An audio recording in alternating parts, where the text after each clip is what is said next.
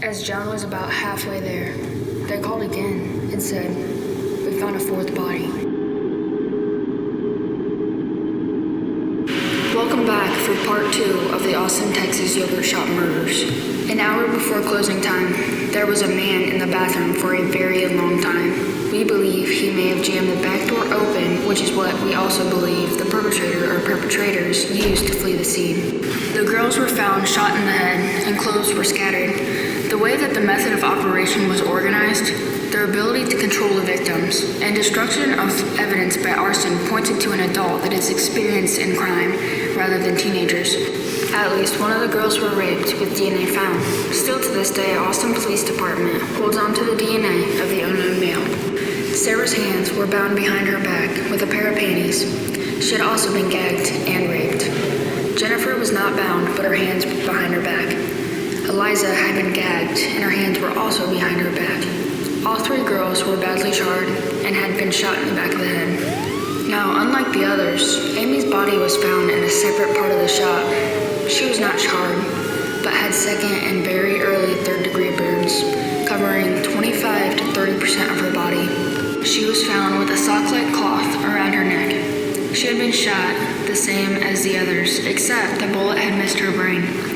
There, however, was a second bullet that severely damaged her brain, exiting through her lateral cheek and jawline.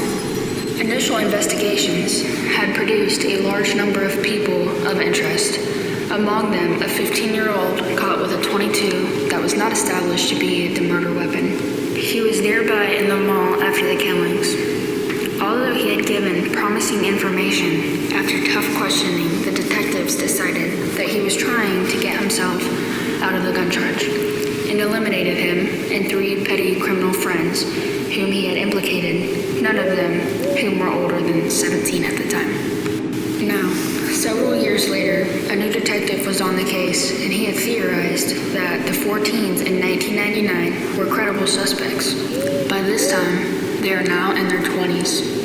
In a string of interrogations conducted by various detectives, confessions were obtained from some of the suspects.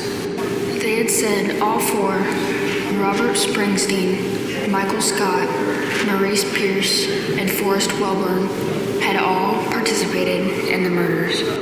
One of the detectives in the interrogations, Hector Pullins, had been accused of coercing false confessions in a previous, notorious case.